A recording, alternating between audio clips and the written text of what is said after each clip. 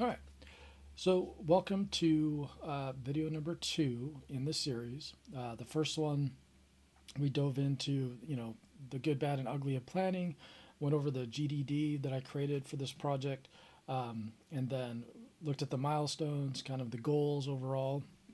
And in this video, what we want to do is two things. We want to do some scope cutting, get the project down from 120 points to 60. And then the other thing we wanted to do is the cut exercise, which is like a thought exercise of going through all of your different features and cutting that out one at a time and thinking, well, what happens to the game if I do that? And so I've already done both of those things. I did the hard cut 120 to 60. We'll take a look at that right now. And I did the thought exercise, and we'll go over that. And turns out I was actually shocked by sort of the end result of that exercise. And we'll get to that here in a minute. So the first thing I did was I cut the project down from 120 points to 60, and I wish I had done this after the thought exercise. Actually, it's in hindsight, um, because the thought exercise led to just a ton of cutting, anyways. Surprisingly, I actually thought that exercise would result in a ton of new like backlog feature work, but I ended up going the opposite direction. So that's interesting. So in this one, we cut out 60 points. We cut out a bunch of modules, docking EMP, armor, all these other things, things that really didn't impact the core game loop. Cut out encryption, high scores, save system, some interface stuff, some modules, enemy units. I cut out like 3 major enemy units. These are like boss level units, so they're quite involved, and so I was happy. I was a little bummed that we had to cut some of these bigger things, but I was happy that we got it down to 60. Great. Kind of achieving one of my goals, which is to release a simple project. So the next thing I did was I dove into a cut exercise, this thought exercise. And I just started on the left of my milestone plan, and asteroids was the first thing we're going to work on. So I said, okay, what happens if I cut the asteroids? That seems kind of ridiculous, right? But it's not. Like if we cut out the asteroids, we still have the base. And let me give you a little context. What the game is. I can do it pretty quickly. You've got a base in the middle of a space field that's top down. Your ship gets launched, and it's a little tiny, cute triangle of sorts. And you can go fly out into the asteroid field. And the farther you fly out, the more dense the asteroid field becomes, and the more rare resources are out there. But also the tougher the enemies, and the more of them you'll find if the farther you go out. So you want to go out into that asteroid field and mine and dig out resources from those asteroids while defending yourself from the swarm of enemies.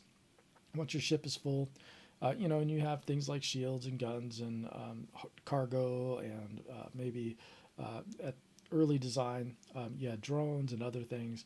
And so, anyways, you come back to your base, and once you're at base, you offload your hull, and you can perform ship upgrades by spending some of those resources on modules.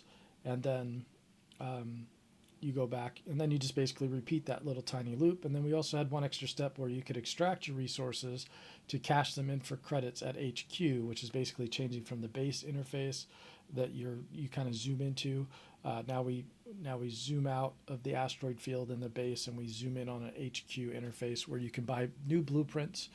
You can upgrade your base, you can upgrade your ship, and then using credits, and then you can go back into the asteroid field where your base basically gets launched to that asteroid field.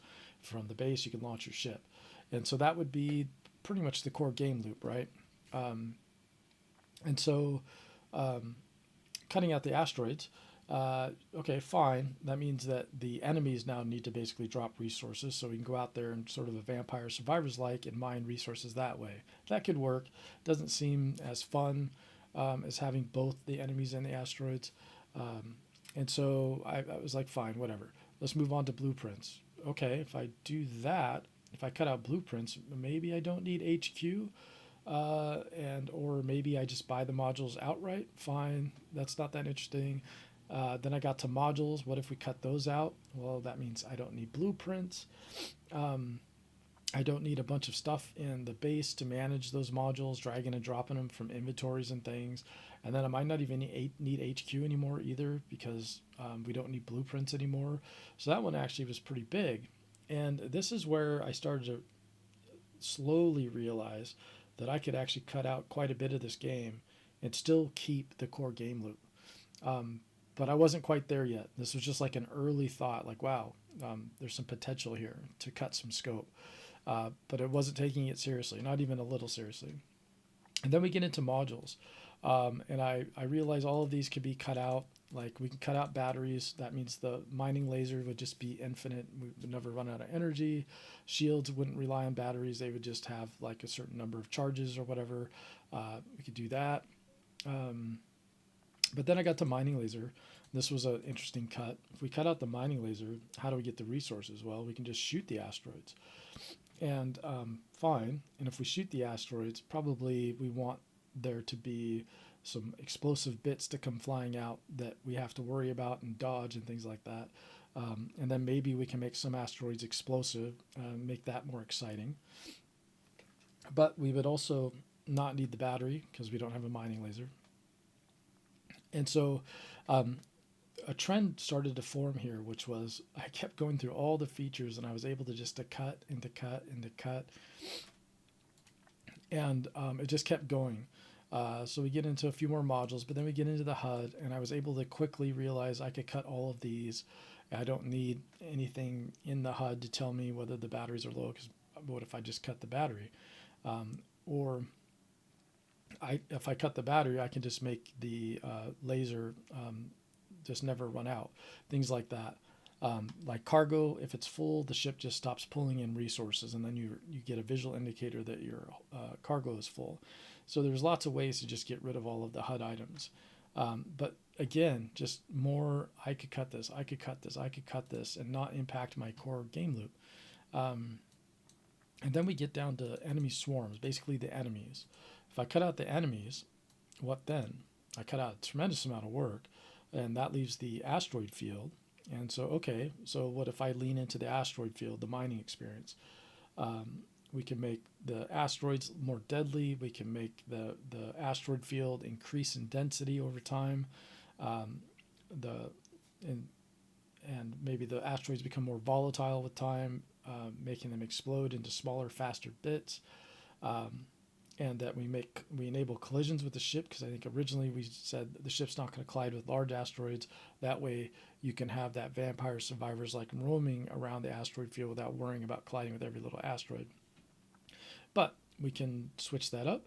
And that was a really interesting thought. Like, we can make the game a little bit more casual by not having the high pressure enemies, but still have the whole mining and upgrading loop, and still have an end game where your large hull will win you the game. But it'll still be super deadly because of the asteroid field. So with this final thought, this final cut exercise, I had to ask myself, what else could be cut and still maintain my core game loop?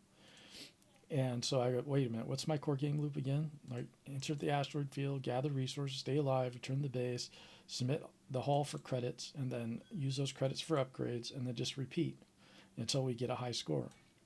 And so with that, I was like, well, what kind of things could we trim? And I was basically just writing down almost every part of the game based on some of these other thoughts that I had done here. And I said, you know what? I'm just going to create a 1.3 release milestone and see what happens if I cut all that stuff. So I did that.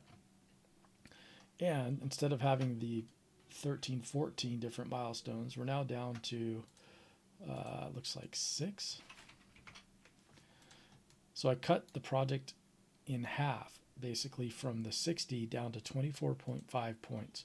The POC is almost not needed anymore because it's just the ship and the asteroids, which is a given, right? We know exactly sort of what that experience is going to be like.